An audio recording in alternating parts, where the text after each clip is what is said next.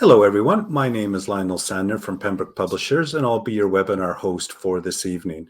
Before we get started, I would just like you to know that Pembroke Publishers' head office is situated upon traditional territories of the Wendat, the Anishinaabe Nation, the Haudenosaunee Confederacy, the Mississaugas of Scugog, Hiawatha First Nation, Alderville First Nation, and the Métis Nation.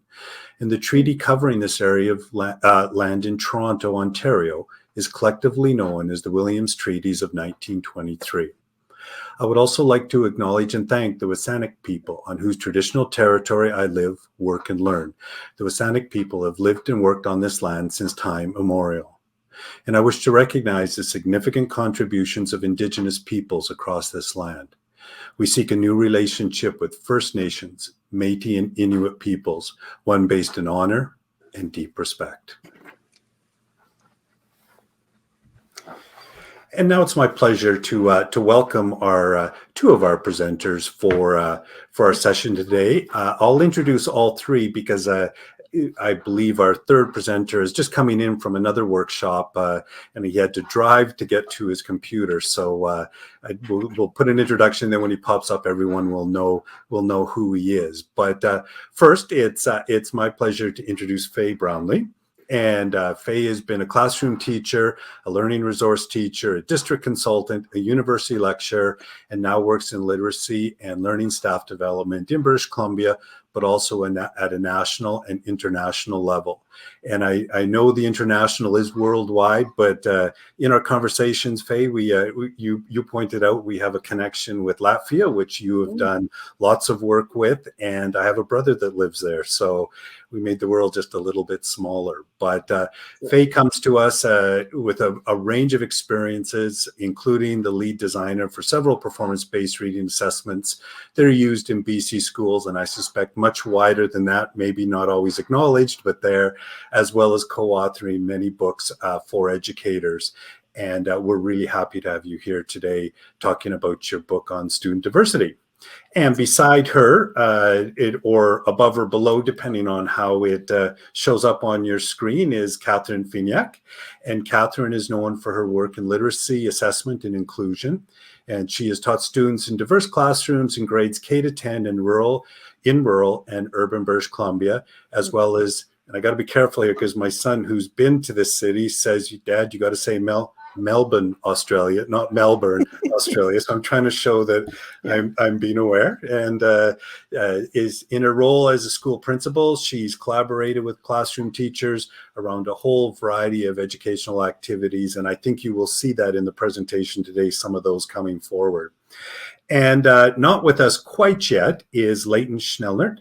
And he's the Associate Professor of Faculty of Education at the University of British Columbia and the Eleanor Ricks Professor of Rural Teacher Education. And I was curious about that, so I had to look it up. And the mandate of his professorship is to better understand and respond to current problems and needs that exist in rural education and to recruit, prepare, and support new and practicing teachers who work in small and rural communities in British Columbia, which I think is a noble task, and I suspect is very well received wherever he shows up. Any teacher in a small area, I suspect, is always happy for any support at all. So with that, I would like to pass the virtual mic over to both of you. And again, welcome. It's great to have you here. I know the chat will be moderated, so you can we'll be bringing those questions forward as they appear. So Leyton, you'll be glad to know I've already just finished your introduction and I said nothing but nice things. So you're good to go and people know who you are, even though you're just getting set up here, but it looks like everyone's good. So I'll pass it over to you and see you at the end. Okay, thanks, Lionel. Perfect timing, Dr. Schnellert. Perfect timing. So we're just going to start off by just adding a couple of comments about who each of us are and things that we passionately believe in. And then we're going to kind of launch into what we are thinking of as kind of a dance into student diversity with little touch points about some of our favorite pieces within there and just try and share a little bit of some of our passions with you as we go. So So I'm Faye, and I'm on the Musqueam, Squamish, and Tsleil-Waututh territories. And like those of you in BC, have survived the storms of last night and are preparing for the storms and the winds of tonight. When I think about the work that the three of us done in terms of collaboration, a couple of the things that strike me that are just so critical to building engaging, joyful classrooms with students is inclusivity and collaboration. So one of the things that we all three believe in is our collective ability to reach and teach all of the kids who come to us. And collectively is a really important word. We don't always believe we can do it ourselves, but when we're working together, we certainly think we can. And we also firmly believe that everybody belongs with us in school, in our classrooms. And so we work together to think of ways to build our lessons, to design our lessons. So there's an access point for everybody and a stretching point for everybody. And so those are my two to start. And Kath, I'm going to turn it over to you. What are a couple of things you're passionate about in here? I believe in building a supportive and safe classroom where every child belongs and feels that they have a way in and are able to learn. And engagement is huge in my classrooms, and opportunity for choice and student voice also is very important to me. And I should have said, I think I'm frozen, but I'm coming from the Seashell Nation. And I think that the wind is coming up here. We're having yet another storm. So I wonder about my connectivity in the next little while. Hi, I'm Leyton, everybody. I'm in Chilliwack, British Columbia, where I just had a chance to work with teachers and kids all day. And when I'm thinking about things that are really important, I was living it today, which is thinking about designing with everybody in mind. And so Faye and Catherine and I use something we describe as open-ended strategies. So strategies that have a low floor so everybody can participate, but they have a high ceiling because they're open-ended. You can go anywhere with them because there's space. It's not about right answers. It's about kids sharing their thinking or sharing their thinking at this point without it having to be an end point. There's always somewhere to go, but you're always welcome to come in where you are. And I just want to second Catherine's point around voice, which is, I really focus on getting to know my students, having my students share who they are as learners and get to know themselves as learners so that they're building their voices and their identities as part of what we're doing in a really affirming way. So I see kids as coming in as whole people who have strengths, and we're growing from where you are to as far as you can go. Okay, so here's our starting point. As we've each tried to talk about at the beginning, what we do in our classrooms is navigate between kids and curriculum.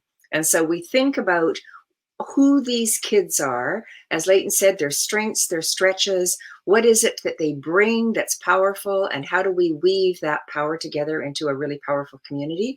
And we also think about what is it we're trying to teach them? What does this curriculum look like? What are the processes we want them to learn? What are the skills we want them to learn? So you can visualize yourself on the beam between the kids and the curriculum. And so, we all know, everybody who's taught for more than a week knows that you don't just design a lesson and then go and do it, no matter what's happening with the kids. You design a lesson, you have some targets, you have some ends in mind, you design it with your kids in mind. And as you teach, you respond to what your students are doing. And so when we think about these sequences, that's the part we're thinking about, is how do we get a sequence together? How do we get our design together in a way that everybody can come in and we can move within that sequence to support the growth of all learners? So we start with the image. And then, okay, it's not entirely as true. Oh, there's another place I could press. Okay, so whoops. Oh, and then I got too excited. So when we think about that piece, we think about starting with a picture of the class. And in Learning in Safe Schools, Judith King and I wrote about the class review. So we start right at the beginning of the year by thinking about the class as a whole. Okay? And everybody who's involved with that class, who has any voice in knowing about the students in that class, comes together and we build a profile of the class. And we talk about these questions in this order. What are the strengths of your class? What are the concerns about your class? Where would you like them to be growing? What are your main goals for the class?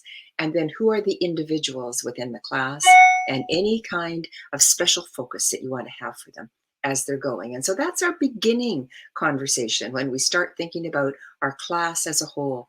And we think this is important because we shift from thinking about all the individuals first to thinking about the collective, and then the individuals and their strengths and stretches within that collective. When we've created our profile and we've thought about our class, then we work with this lesson design model, and it's presented in student diversity. Many of you have heard us talk about this over the years.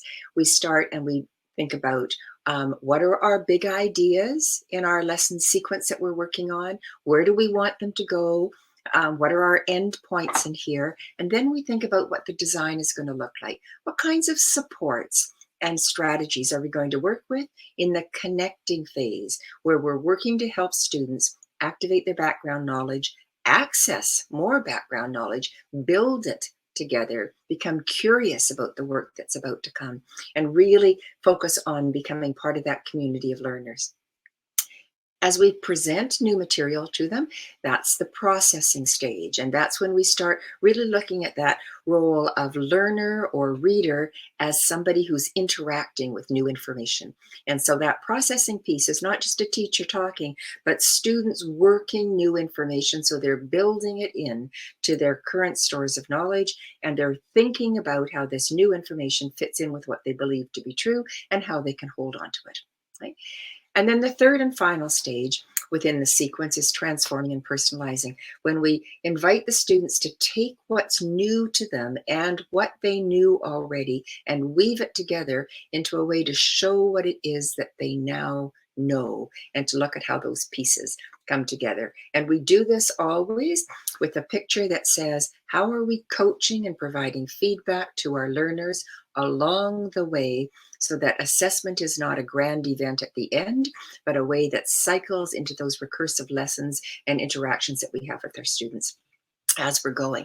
So that's, a really quick overview of what that looks like. But we always think that it's best if you can actually try it out and see what that looks like. And so we think about our strategy sequences. The strategic work goes connecting, processing, transforming, and personalizing.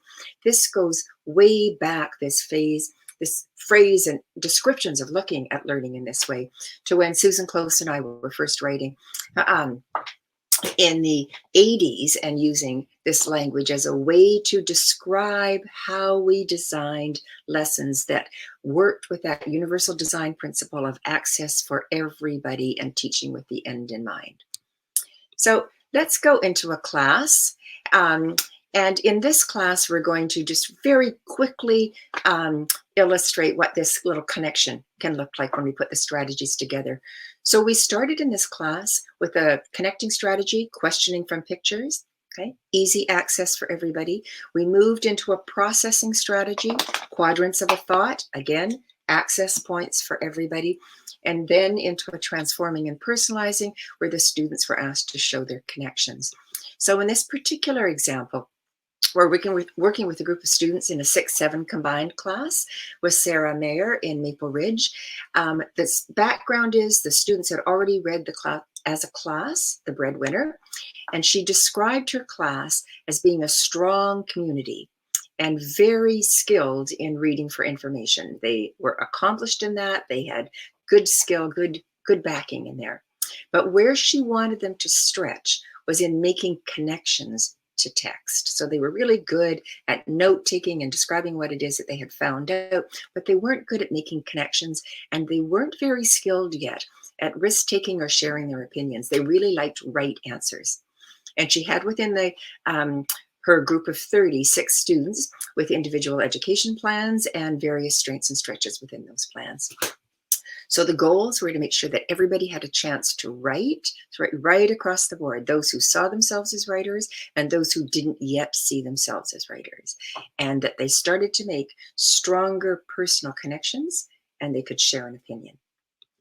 So again, quick dance to show you what that can look like. Here's the first piece. This is questioning from pictures. Now we have the stage has been set by simply saying we're adding on to what we were learning about in the breadwinner. We're learning about other people's lives and what the world looks like through other people in their different circumstances, and said, so here's a picture and here's your job. Look at the picture and see what you wonder. Okay? Here's the tricky part. Don't tell us what you see. Only ask questions. Okay? Now, think about yourself. Think about your kids. Some kids are dying to tell you what they see. Some kids are less dying to tell you what they see. And the idea of having to ask a question and not answer somebody's question out loud can be quite daunting for some of the kids. So, but that's the piece. Everybody's going to ask a question. Everybody has a chance to ask the question, and you don't get a second question until everybody's had a chance to ask a first one. So there's your first piece. Here's your second piece. No answering somebody's question out loud. You'll probably notice that your brain can't help but answer questions. Because when you hear somebody ask a question, your brain starts thinking, oh, I've got an answer for that. I've got an answer for that. That's because our brains are always active. Okay? But no saying it out loud. And then we weave around the class and we just hear the questions. Hear the questions. What do you wonder? What do you wonder? So, Leyton, when you look at that picture, what's something you wonder? I wonder what these people are running from and where are they running to? Oh, see, now Leyton is just the verbal kid in the class. He snuck in a second question. Did you notice? Okay.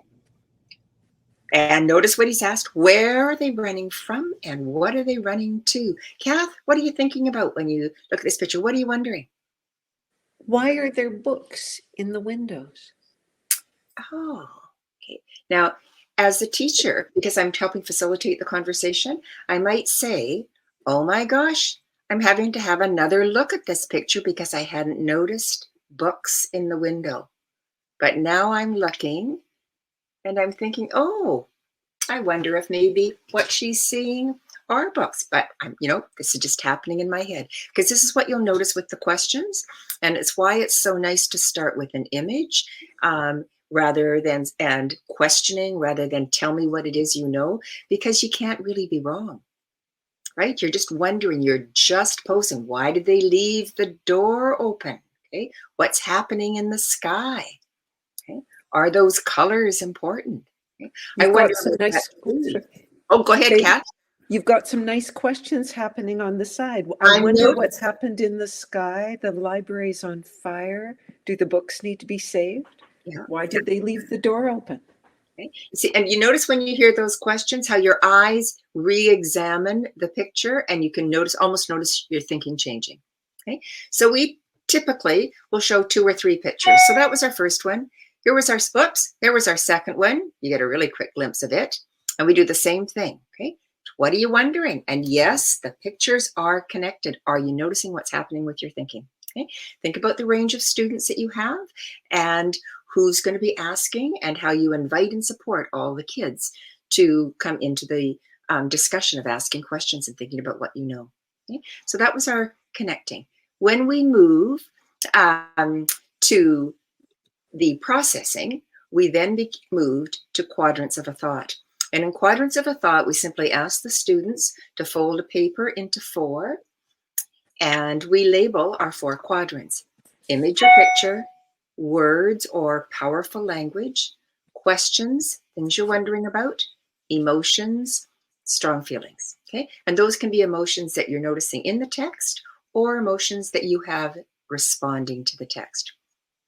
I usually say to the students when we're first doing this, think about which of those 2 you are most likely to do. Okay? Which are you most likely to do? So that they've already got a headset that says, oh, I'm going to be participating. Okay, so you get a choice in how you're going to participate and decide which 2. Don't worry about all 4. Just decide on 2. Okay, so that you've already come in with a plan of action of where you're going to begin. The other piece that I ask them to think about is, notice when you're doing this that you may think, I'm going to start with questions and words. And then when you start to hear the story, you may change your mind. Thinkers change their mind all the time. They just keep going. So that's not a bad thing to change your mind. It's just thinking, oh, I had a certain plan and now I'm changing my plan because I've got a new plan I think is going to work a little bit better. Okay? So really looking at that language that's growth oriented and supporting everybody and saying, not I wanted to, but it didn't work. But I wanted to, it wasn't the right fit. But I had a new plan, right? I had a place to go.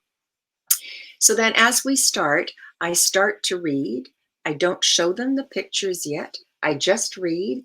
And I say to them, so as I'm reading, we're going to do this special kind of note taking. Either draw what you are picturing is happening, ask some questions, collect some words, or jot down some emotions. And I read relatively slowly as we proceed so they can have a chance to try that out.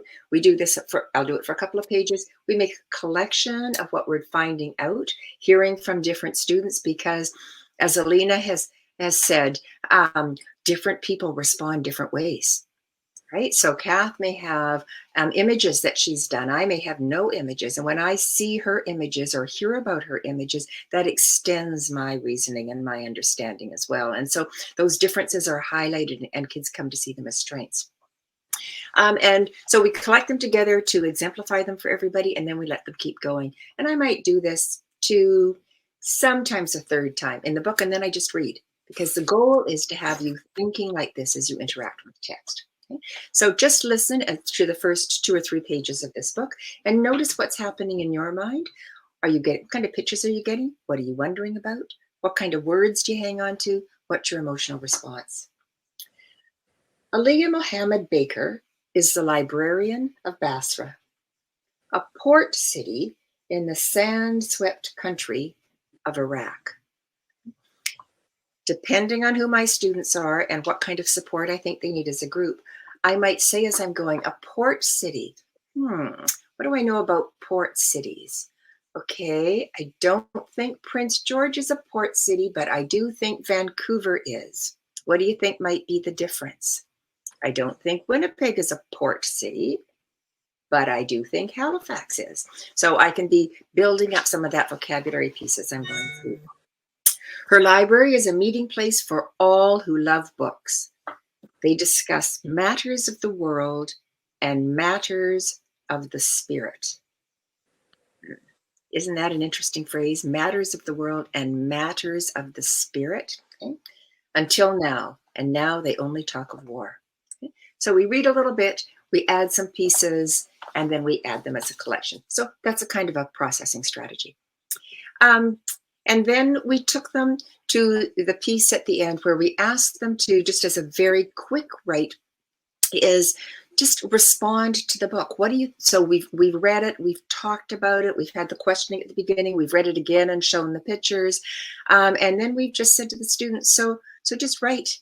Tell me, what are you thinking? What kind of connections are you making? Remember, that was one of their big goals. How is this moving you forward as you go? And I just have a couple of samples up here that you can read as you're going. And I chose both samples from students who sometimes we think of as being trickier to keep involved within the lesson as they're going, and noticing how they had enough risk-taking and strength to put their thinking down on paper.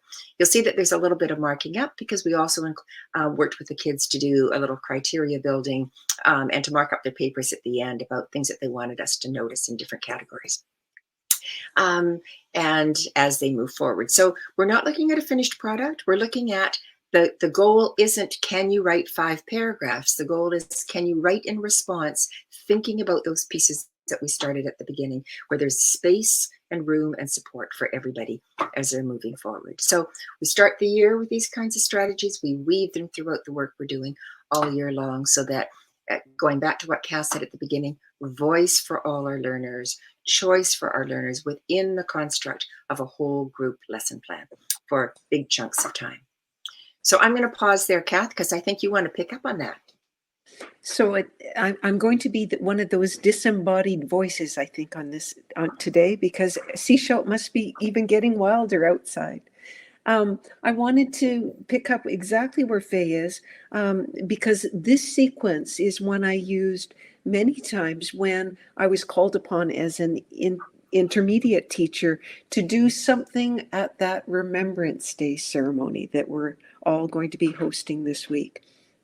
And so I would use that, I would choose illustrations from a text, such as my favorite one for this is War Game by Michael Foreman. And for those of you that are very fast and handy, you could look at a wonderful video, an animated video that they have of War Game by Michael Foreman. But also, because yesterday was the Indigenous Remembrance Day, my choice now would be to use The Scout about Tommy Prince, written by David Robertson, who's a from the Swampy Cree Nation. And that story of an Indigenous soldier in World War II and Korea, it's a graphic novel, would be one that I would want to use also. So I might choose images from both. But in War Game, one of the images I always chose and would show is an image of the trenches in World War I. And here are some of the questions that the students asked as they were looking at, because it's a very unusual illustration. And they said, when they were in their group asking those questions, what part of the world is this? Did an earthquake just happen? Has anyone been there?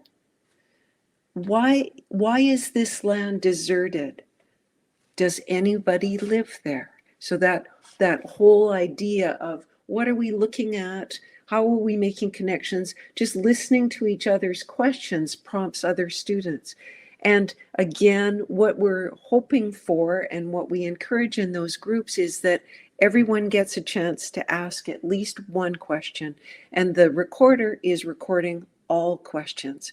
And as I'm walking around and noticing there are maybe a few students learning English, maybe some of my students with special needs that just need a little whisper in the ear, and I may give them some of the words that they could use in their question, because again, we want everyone to participate and find a way in to make a comment that's going to be recorded and thought about by the people in that group. Following that, I would use the quadrants of a thought. My quadrants are somewhat different. It's pictures in my head, so things that they could draw, questions I have, words and phrases I heard, and my feelings. So what, again, like Faye said, not all students are going to be writing many ideas in some of those quadrants, but I always encourage them to get some ideas in each of the quadrants. And so I'd stop at different points. We would turn to a partner and show and talk about what we were thinking about so far. I would encourage them to make additions to different quadrants. And I also always would encourage them to borrow ideas. This is not copying, but it's borrowing ideas from others that you heard, something that you heard or may have jumped out at you. You want to borrow those ideas. And as we moved from the quadrants of a thought, we would move into all of us choosing a line that we thought was a powerful line in the poem, and we would share those powerful lines. So I'd record them, and anyone could borrow any one of those lines. And I'm just going to read to you one of the free verse poems that happened as a result of that. It's called Morning Hate, because unfortunately, that's how in the World War I, if in the trenches, if you were at the Western Front, you would have this moment where the sun would come up and you'd hear, "Stand to, morning hate begins, sparks flying, bullets exploding, then silence. A scream cuts through the gray sky, a light flares in the mournful morning. The cannon shells come near, then explode a yard away. Morning hate, muddy trenches, rats running, the smell of sweat. Then finally the command, stand down." This was not a strong student writer that wrote that. But she found her voice because other students lent lines that she might have used. And she was very, very good at listening to some of the lines that Michael Foreman used in his piece. So she wove those into them. And I am going to thank you and know that the next step to that would be when we actually did the Remembrance Day ceremony, we would all choose one of our strongest lines, and the students would all read those lines, and then we would order them. And this was again student choice. We would physically stand in a long line, all 30 students, and we would listen to the poem, and we would talk about who should be at the beginning of the poem and where in the poem everyone should stand. And everyone had a piece in that poem right from the beginning to the end. And we would recite that poem at the Remembrance Day ceremony that would happen at schools tomorrow. So thank you.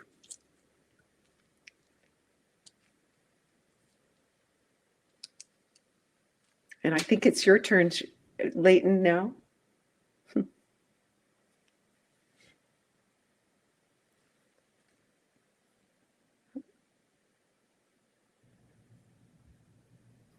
How's that?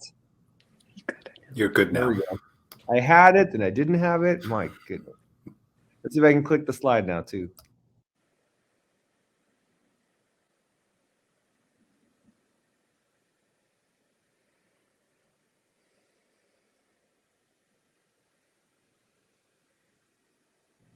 There we go. In student diversity, so Catherine and Faye and I have had a chance to revise this book twice over the years and just think about what really stands out for us and what's really important. And so I include this slide as a way to highlight how we get to know our kids as really the curriculum. They're part of the curriculum. The kids are the curriculum in a lot of ways, because as we learn who they are and what they like to do and what their passions, we feed that into what we do. And so this is a little approach that myself and two colleagues who contributed, Nicole Wadess and Linda Watson and I, we developed this. And this is, I think, in chapter 3 of student diversity.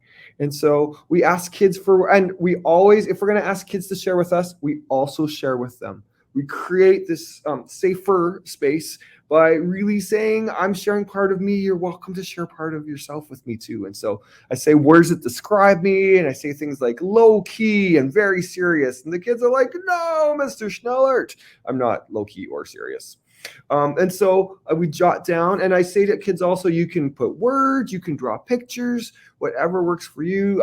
Some of my favorite books and stories and things that I like to do with my friends, things that I like to do when I'm alone, things I like to do with my family. And so learning these things really opens us to, instead of the kid that maybe someone else taught last year and has described in a certain way to us, it helps us learn from them what they want us to know.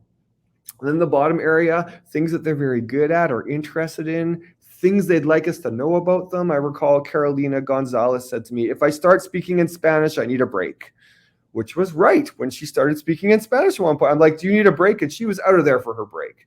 I had another young fellow, Augustine, who I taught in grade 5 and 6, and then again in grade 9, who had not had a very successful grade 8 year. And he really wanted to be a pilot. You know, it's so easy to think that's not possible. That kid hasn't been in school much. But I can tell you that today, friends, he is a pilot. And so really making that space for us to move away from what we assume about kids, to hear from them what their hopes are, their passions, their dreams, what they do with their families. I love the second last one. The easiest way for me to show what I know is, and then something I'd like to get better at this year. And so I use this when Faye talked about doing a class review or building a class profile. This is part of what I do, hearing from kids to help me design and think about what I can do in terms of my teaching. And so I'm going to just share with you a little sequence that moves into impromptu writing. It is in this same vein of getting to know our kids and helping them find their voices and recognizing that we're moving everybody forward in these open-ended sequences. And Faye might have to push the slide for me again.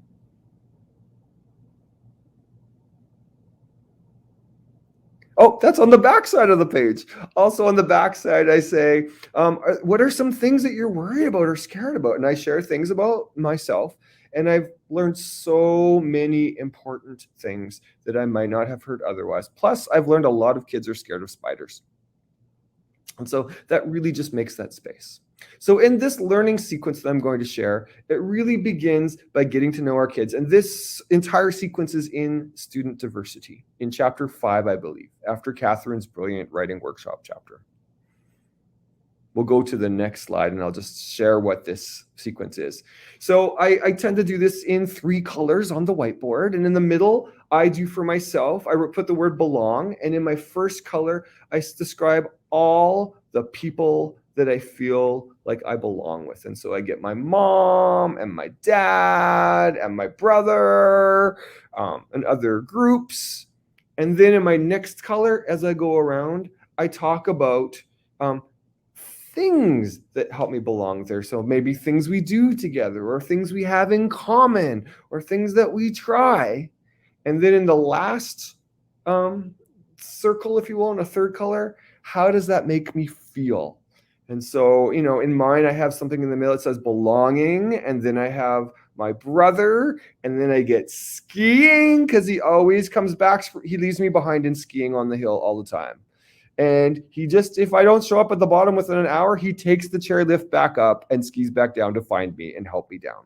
So that it just helps me talk about people, the things that they help me with, but then how that makes me feel connected or comforted or supported or just somebody to do something with. So I do this with kids and they do it along with me. I do myself, they do themselves, and I have them circle their top 3. What are your top 3 things that you could really explain? But they've got enough here that there's so much to choose from. I couldn't possibly write about it all, Mr. Schnellert. You are totally right. So let's pick your top 3. So after that, I actually go through a couple more of these kinds of brainstorms. So places we belong, things I like to do. And so we do these brainstorms and we just do a little journal write about what can belonging look like in our classroom. After we've done that sequence, I go through my students' work and I choose 3, maybe 4. Faye and I like to call them enabling examples. So you honor the diversity of your kids by sharing the diversity of your kids' writing in a strength-based orientation. It shouldn't look all the same. It's about everybody's got great stuff. But I do make sure I check with my students first before I share their work with the whole group. So then we click the button. There we go. And as I share pieces, I ask kids to describe what they see as the strengths in each example. So I put an example up or I read it out loud and then I ask the kids to write down what they thought were the strengths of that piece. And so we read each piece and we brainstorm what we thought was important. I also have kids share out so they can write down their ideas on the board so that kids who aren't maybe familiar with those words or don't have that language can pull from each other's ideas to include in their brainstorm. After I've read 3 pieces and they've written down some ideas that they thought, some aspects of the writing that they thought were good, I once again have them rank their top 3, and then I put them in a small group and have them share what they thought were the most important things.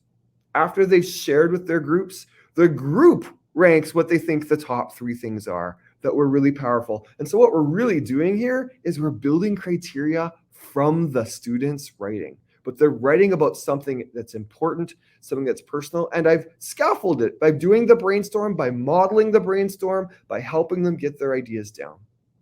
And then finally, the groups share out what's important, and we come up with our top 3 ideas. I can't wait to see what's on the next slide. There we go. So what we did is we did 2, sometimes 3 of these reflections with a different prompt each week. And you can see those different prompts in the student diversity chapter. But then what I ask kids to do is after we've written 3 or 4, I ask them to go back and pick which one they think is their strongest reflection. And so they go back to their strongest reflection and they look at the list of criteria we've created. And I ask them to reread their work and underline where they show some of those criteria. And so this is Bijou's work. And so she wrote, to belong to a group feels great. Everyone knows your name, welcomes you, and hangs out with you. In my group of friends, I feel that everyone understands me and cares. When I'm in a class, like for example, judo class, everyone recognizes me and feels challenged and excited to learn new skills together. In my family, I feel loved and cared for. I also look a lot like my dad. When I joined something together once, there was no one I knew in the room, I'm going to guess that says. I was going to leave until I saw my friend and her sister. I stayed and we had a lot of fun together. In the school band, I feel like I belong because everyone there knows how to play an instrument and we're all being musical. So this came from that very first belonging brainstorm that we did. And what Bijou did is she took those top 3 things and she wrote about them. So she thought that was her strongest piece. And then she went back to the criteria that we brainstormed together and she underlined where there were examples. And what that does is it empowers our kids to say, look what I can do. Look at my strengths. Here's what we have. And we just want to highlight in this work that we do around student diversity that we're always helping our kids think about where are some strengths I have, where have I shown that, but we also make explicit the criteria that we have so that we're co-owned by the kids and we're using that to notice what we do and grow what we do. Let's look at the next slide. I can't wait to see what's on that slide. There we go. Here's my friend Nick. So Nick had been in the school for several years and was often described in the staff room in not such lovely ways. Nick often did not produce a lot, but this little sequence really helped him by scaffolding. And so what he had was the places and people he felt like he belonged with were family and church. And I could guess that says house. It's looking quite tiny on my screen. I'm getting old, everybody. I'm getting old. And then look at these descriptions where he had how it makes him feel. How does it make him feel in these places? And so what was really helpful for him was that level of breaking it down and scaffolding it. Now let's take a look at the next screen. There was great talk in the staff room. So here's what he said. When I am in a group like my church, it feels awesome because everyone knows your name and sometimes we go camping. Just like last Friday, the older boys had a sleepover. We played PlayStation 2 all night long. But that's not the only thing that makes me feel really good. It's that you can tell everyone how you feel. Like if there was a problem at home, they would something and make me feel better. I just feel really good when I'm with them because I know that I can trust them and help them belong. It was a beautiful turn for Nick to share with us something important, share things about himself that we didn't know, and share powerful, positive examples when often we were working with Nick in ways around his challenging behavior that really positioned him as not having success. And so he showed us success, shared success, and then he saw his criteria right in his example, kind of affirming and confirming things that were successful. This is Michael. Michael works on a supportive device to support his ability to communicate. And so here's his version. His brainstorm was family, and he skis with his dad, and friends. They like the same stuff. And community. I live there and people know me. His synagogue, his beliefs. School band, he plays trumpet. Humans, he's human. Of course he belongs there. Neopets, because he signed up on it. The BC Hospital, because he has a membership card. At school, because he goes there 5 days a week. So we just want to emphasize that this brainstorming is for everybody, and we engage all kids in their version of this task to describe themselves, to share themselves. And again, that scaffolding helps it be shared. We're on to his writing now. So here's his piece that he wrote from that. To belong to a group, it doesn't look any different, but it feels like you want to see them and that you're welcome there and have fun and get excited about stuff. It makes you feel that you belong there.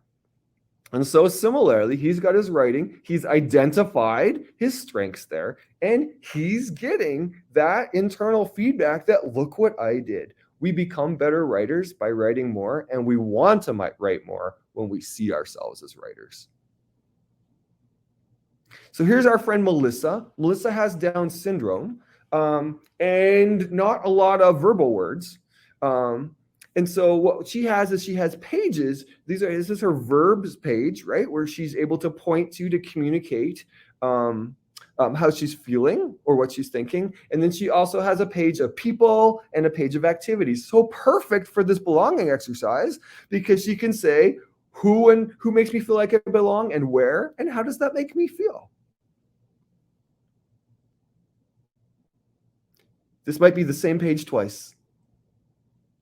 There we go. And here's her writing. This is written with an educational assistant where she's pointing to the words and the EA is writing for her as she explains. Belonging is my friends, Rebecca and Tim. They are my friends. Being on the climber, we play tag. Belonging is in school. Mr. Lote says it's my turn. Belonging is at my house. I am happy and relaxed, not sad. Belonging is my friends and they listen to me. And so part of what we're doing here is we're not going in and changing kids' writing. We're either letting them write what they have to write, or we're writing what they say, or in Rebecca's case, what she points to. And we honor what they offer, and then we grow it from there, trying not to change their writing, but help them see their strengths and then continue to grow their writing over time. So I talked a little bit about this idea about finding a strength in terms of what's going on. We came up with criteria. Well, after we'd done this for a couple weeks, we actually said, let's then try to describe these criteria a little bit more. And so we came up with these categories. So what we did is we actually cut up the criteria that we come up with. I photocopied them, cut them up, and kids got an envelope with a group and put them together and said, which ones go together and what could we call those categories? And then we shared that large class. And so we ended up with these categories, thinking it through. And that included feelings and thoughts. We had sounds great, descriptive language, and then final touch. And that's the one that all the kids always say, the spelling is good and it's organized. So we came up with those 3 categories. And then we had kids go to a piece of their writing and take out a sentence they thought was strong. So we started from strength.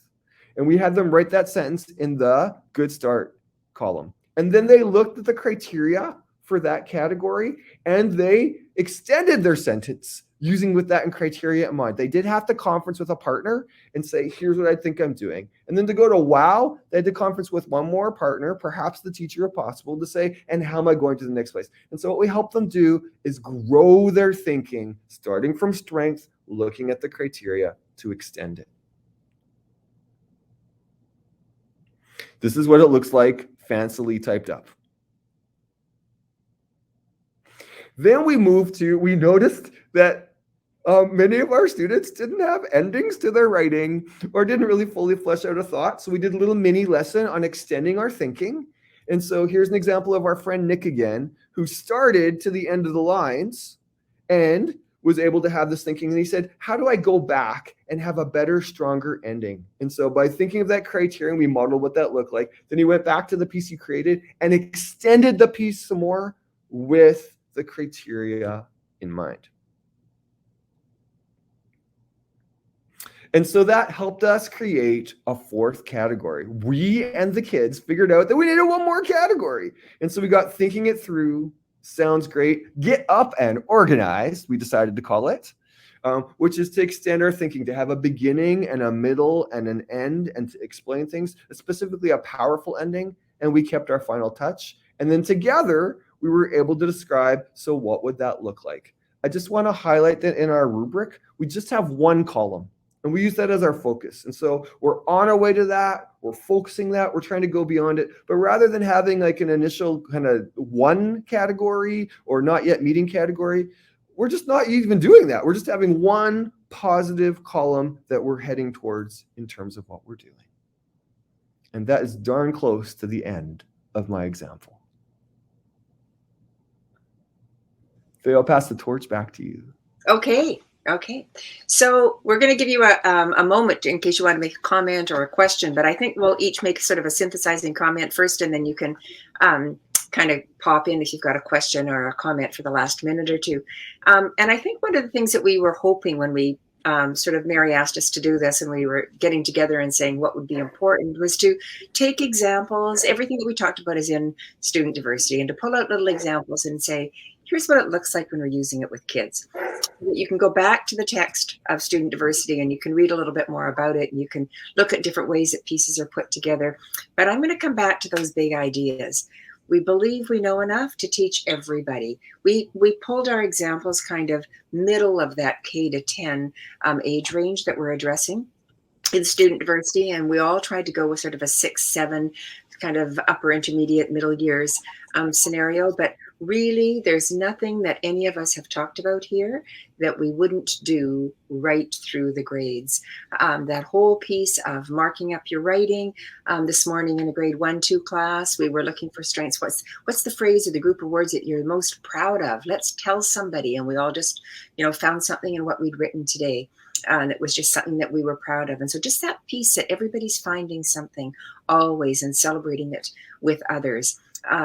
Catherine built on some of the samples of what I'd done and showed another way to use them in that piece that takes big ideas, quality content, and says, let's pull everyone together and see what happens when we combine our collective energy and our collective strength and our collective wisdom, and see how much more we know together, to say nothing of the fact that we feel better when we're working together in a kind and inclusive community. And it's more fun. It's more fun to teach. It's more fun to teach with somebody, to plan with somebody, and to plan with keeping everybody together in your classroom.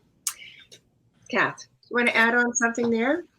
I was just going to again say the whole idea that you talked about earlier about personalizing and then transforming learning is really key to me. And it struck me recently when I was dealing in a school with a comment that was, well, basically it was a racist comment.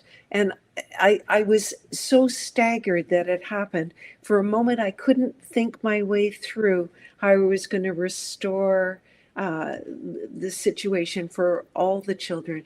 And what I ended up doing was going to something that we'd always used, which is literature circles. And just how can I personalize that and transform that to make it a meaningful learning for everyone involved? And Faye, you bailed me by coming up with the best novel. If you haven't already checked out Restart by Gordon Corman, this is a perfect opportunity for that. And one boy that I've worked with for quite a few, the last couple of weeks, will attest to what a one-to-one lit circle looks like when you get to give up your recess and lunchtime with a principal to walk with and talk about books. But my goodness, what an opportunity that was. And it really did restore the situation for all the students involved. So I'll leave it at that. But personalizing and transforming, Faye, that is such wise work. I have two things to talk about.